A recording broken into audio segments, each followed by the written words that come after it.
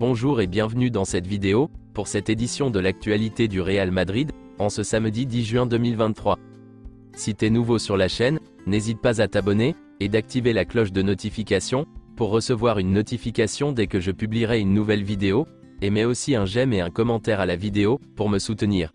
Merci, et commençons.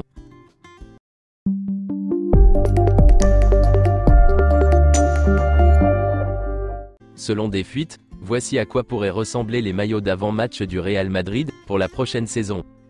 Tchouaméni et Camavinga sont arrivés à Clairefontaine hier, avec l'équipe de France. Ferland Mendy avait été convoqué, mais il s'est une nouvelle fois blessé. La France a appelé Verretou pour remplacer Ferland Mendy, qui est un milieu de terrain. Cela pourrait permettre à Camavinga de jouer en tant que latéral gauche, si Théo Hernandez se blesse. Antonio Rüdiger est de retour, dans l'équipe nationale allemande. Dani Carvajal et Nacho ont aussi rejoint l'équipe nationale espagnole. Voici le plan du Real Madrid, pour présenter les nouvelles recrues.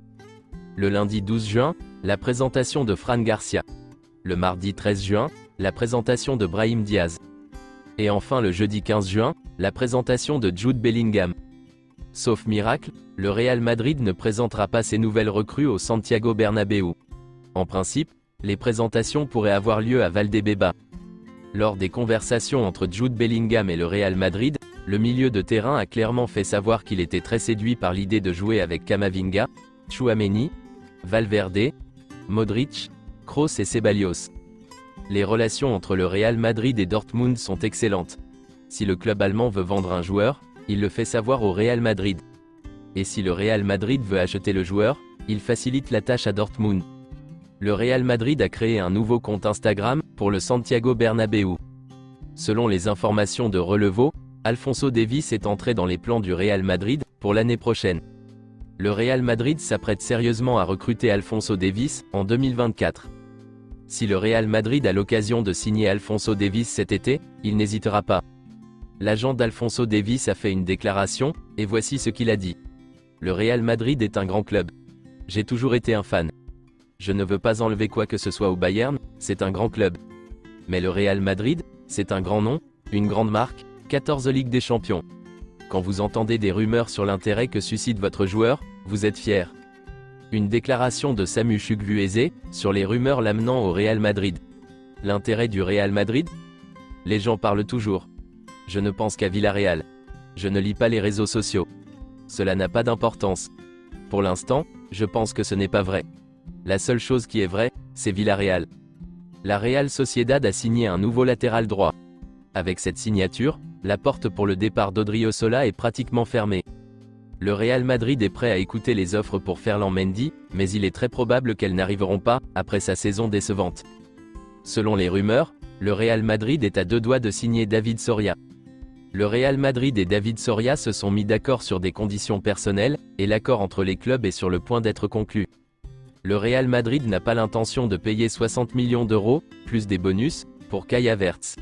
Il est apprécié par le conseil d'administration et Carlo Ancelotti, mais il n'est pas prévu de dépenser une telle somme. La situation de Kai Havertz sera discutée dans les prochains jours, Chelsea s'attend à ce que d'autres clubs l'approchent. Kai Havertz est particulièrement intéressé par le Real Madrid, ce qui selon les clubs, fera baisser son prix. Il ne sera pas obligé de rejoindre le club qui offre le plus d'argent à Chelsea, s'il veut aller ailleurs, ce qui pose un problème au club. Kai Havertz est intéressé par un transfert au Real Madrid en particulier. Le premier choix de Kai Havertz en cas de départ, est le Real Madrid. Toni Kroos considère Kai Havertz comme un joueur qui correspond au Real Madrid. Toni Kroos est l'un des joueurs les plus influents du Real Madrid, et fait partie du cercle des proches d'Ancelotti. La situation entre Kai Havertz et le Real Madrid n'est pas terminée. Le Real Madrid l'a officialisé hier dans un communiqué, Fran Garcia revient au Real Madrid, en provenance du Rayo Vallecano, pour 5 millions d'euros. C'était le montant de sa clause de rachat. Son contrat sera valable jusqu'en juin 2027. Le lundi 12 juin, à Ciudad Real Madrid, Fran Garcia sera présenté, comme un nouveau joueur du Real Madrid. Aucun joueur de la Ligue européenne des 5 grands championnats, n'a effectué plus de portées dans le dernier tiers, que Fran Garcia cette saison. Le Real Madrid a déjà parlé à Harry Kane, et lui a dit qu'il le voulait, mais que les négociations seraient longues et difficiles. L'arrivée de Harry Kane au Real Madrid est compliquée à ce jour. Le désir d'Harry Kane de jouer pour le Real Madrid est supérieur à toutes les autres offres qu'il a sur la table. La signature d'un joueur comme Harry Kane est sérieusement remise en question, en raison des joueurs ciblés pour le mercato de 2024. Le Real Madrid reconnaît qu'Harry Kane est le meilleur remplaçant possible de Benzema. Cependant, ils ne sont pas convaincus que la signature d'un joueur pour une somme énorme soit correcte, alors que Kylian Mbappé reste la cible principale. Le sentiment d'excitation de Carlo Ancelotti s'est transformé en malaise. L'entraîneur craint que Florentino Pérez n'écarte l'option Harry Kane au profit de Kylian Mbappé en 2024. Le Real Madrid envisage d'attendre Kylian Mbappé en 2024, tandis qu'Ancelotti veut Harry Kane maintenant. Et selon Relevo, le Real Madrid envisage d'attendre la superstar de l'attaque, en Kylian Mbappé, en 2024. Florentino Pérez veut Kylian Mbappé plus que jamais. Kylian Mbappé envoie des signaux qui donnent de l'espoir à Florentino Pérez, car le club pense qu'il ne renouvellera pas son contrat jusqu'en 2025. Le Real Madrid se demande sérieusement s'il vaut la peine de signer Harry Kane, ou d'attendre Kylian Mbappé en 2024. Florentino Pérez veut Kylian Mbappé comme avant-centre, au poste de numéro 9. Il veut une attaque Vinicius, Mbappé, Rodrigo. Le Real Madrid envisage sérieusement d'utiliser Rodrigo en tant que numéro 9 la saison prochaine, en attendant de signer Kylian Mbappé en 2024. Mais Rodrigo ne veut pas jouer en tant que numéro 9. Il n'aime pas ce poste. Le Real Madrid a l'intention de recruter une superstar en attaque en 2024, Mbappé ou Haaland, et pense que la signature de Harry Kane cet été mettrait ce plan en danger.